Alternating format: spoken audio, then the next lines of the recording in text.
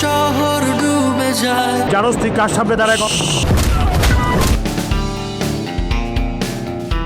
ঈদের নাটকে রোমান্স আর থ্রিলারের ভিন্ন স্বাদ নিয়ে হাজির হয়েছে ছায়াসঙ্গী। মুক্তির পর থেকেই দর্শকের প্রশংসায় ভাসছে নাটকটি।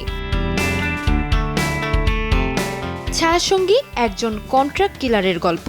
খায়রুল বাশার, যিনি সুলতান নামে পরিচিত, পেশায় একজন খুনি। তবে তার টার্গেট সমাজের খারাপ মানুষ। কিন্তু গল্পে মোড় আসে যখন তার পরবর্তী লক্ষ্য হয়ে ওঠেন সাদনিমা বিনতে নোমান। আর সেখান থেকেই শুরু হয় একের পর এক অপ্রত্যাশিত ঘটনা।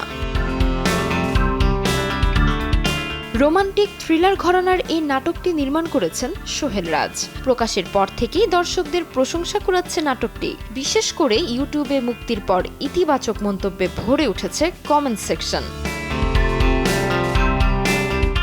জানা যায় নাটকটির দৃশ্য ধারণের সময় 103 ডিগ্রি জ্বর নিয়ে শট দিয়েছেন অভিনেতা। জ্বর নিয়েও বৃষ্টির মধ্যে শুটিং করে শুট শেষ করেছেন খায়রুল বাশার।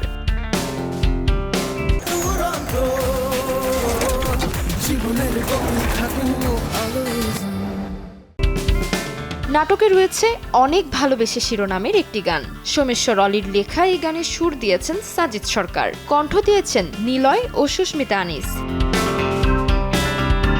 এর আগে নিরুদ্দেশ সহ একাধিক নাটক নির্মাণ করে প্রশংসা পেয়েছেন সোহেল রাজ। ছায়াসঙ্গী নিয়েও তিনি আশাবাদী, দর্শকের ভালোবাসাই তার সবচেয়ে বড় প্রাপ্তি।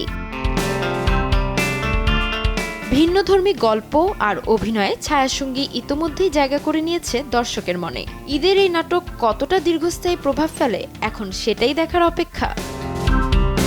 তাজমিলা খান, সময় সংবাদ, ঢাকা।